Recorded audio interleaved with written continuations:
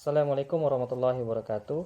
Kita bertemu pada hari ini, Jumat 22 Mei 2020, dalam masa pandemi COVID-19.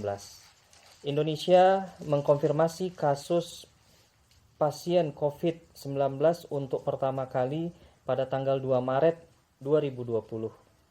Nah, artinya sampai pada saat ini kurang lebih sudah 3 bulan kita berada pada masa pandemi COVID-19.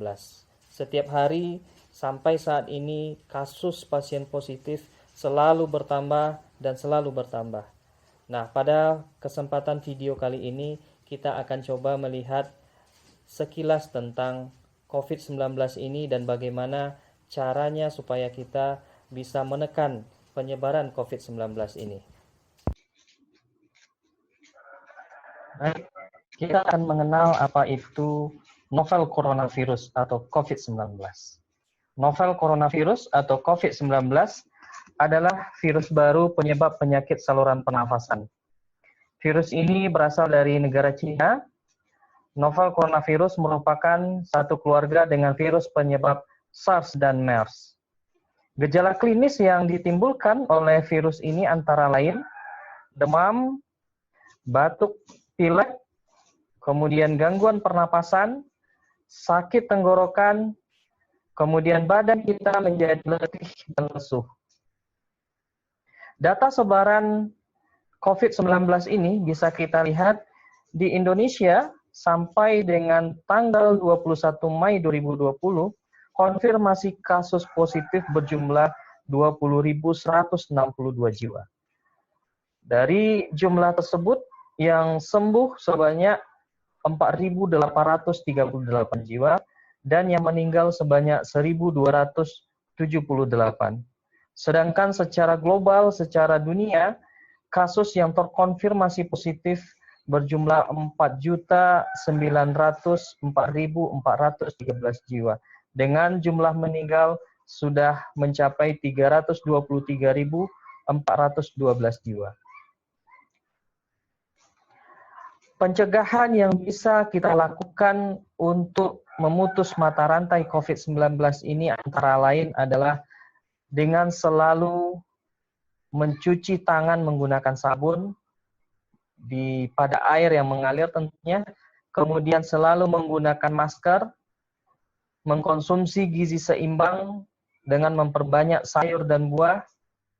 Apabila kita kontak dengan hewan, maka kita harus selalu berhati-hati, rajin melakukan olahraga dan istirahat yang cukup. Jangan mengkonsumsi daging yang tidak dimasak. Apabila kita batuk, pilek, dan mengalami gejala-gejala seperti yang disampaikan tadi, maka segera periksakan diri ke fasilitas kesehatan.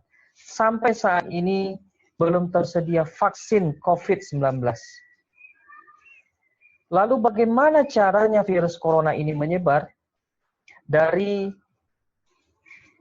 gambar ini bisa kita lihat bahwa 10% itu disebabkan oleh droplet, di mana droplet ini adalah cairan yang keluar pada saat bersin ataupun batuk dari penderita COVID-19. Ternyata penyebaran melalui droplet ini potensinya hanya 10%. Angka yang paling besar berjumlah 90% justru penularannya itu terjadi melalui tangan. Nah, contohnya adalah apabila kita memegang droplet dengan tangan, kemudian kita mengusap tangan kita ke bahagian wajah, maka itu akan bisa berpotensi besar menyebabkan penularan COVID-19.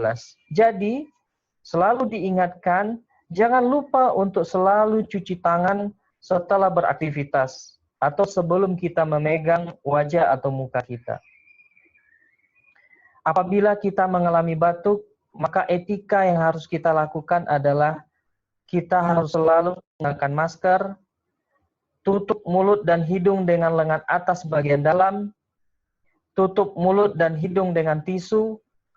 Jangan lupa setelah itu membuang tisu tersebut di tempat sampah, kemudian cucilah tangan dengan menggunakan sabun dan air yang mengalir. siapakah yang termasuk ke dalam ODP dan PDP?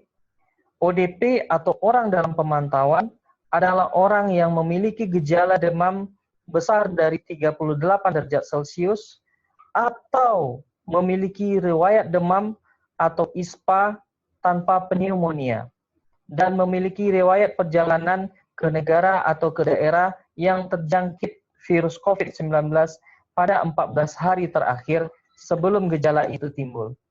Sedangkan orang yang termasuk ke dalam pasien dalam pengawasan atau PDP adalah orang yang memiliki gejala demam besar atau sama dengan 38 derajat Celcius, memiliki riwayat demam, ISPA, dan pneumonia ringan hingga berat, serta pernah melakukan perjalanan ke negara yang terjangkit atau kontak dengan orang yang terkonfirmasi positif dalam 14 hari terakhir. Kemudian, salah satu cara yang dilakukan untuk menghentikan penyebaran ini adalah menerapkan physical distancing. Sebelumnya ada istilah social distancing. Kemudian Organisasi Dunia Kesehatan atau WHO secara resmi mengganti kata atau frasa social distancing menjadi physical distancing. Tepatnya Jumat 20 Maret 2020. Dengan menggunakan frasa physical distancing ini, maka WHO menghimbau supaya kita benar-benar menjaga jarak fisik untuk memastikan penyakit ini tidak menyebar.